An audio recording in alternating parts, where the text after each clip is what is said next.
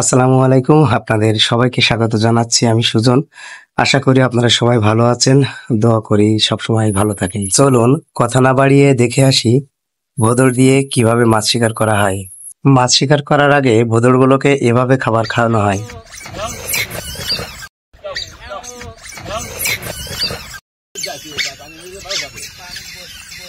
300 বছরের পুরনো ঐতিহ্য ভোঁদড় দিয়ে মাছ শিকার দেখতে হলে আসতে হবে নোয়াখালী জেলার কলরোয়া ইউনিয়নের গোয়ালবাড়ি এলাকায়।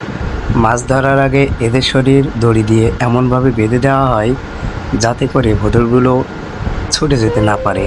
তারপর নৌকায় বাঁধা জাল নদীতে ফেলে ভোঁদড় ছেড়ে দেওয়া হয়। এ সময় তারা মাছগুলোকে তাড়িয়ে জালের ভিতরে নিয়ে যায়। চাচা, এরা মাছগুলো কিভাবে নিয়ে যায় জালের ভিতরে? এই জোপের মধ্যে ওরা ডুবে ডুবে মাছগুলো তারা এই ভিতরে ঢুকায় জালের। আচ্ছা, জাল কি উড়াচ্ছেন এবার নাকি? আচ্ছা আচ্ছা।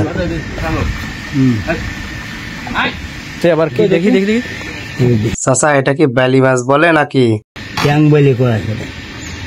ও আচ্ছা আচ্ছা। আচ্ছা, শুধু কি ছোট মাছ ওঠে নাকি বড় মাছও ওঠে? ছোট বড় মানে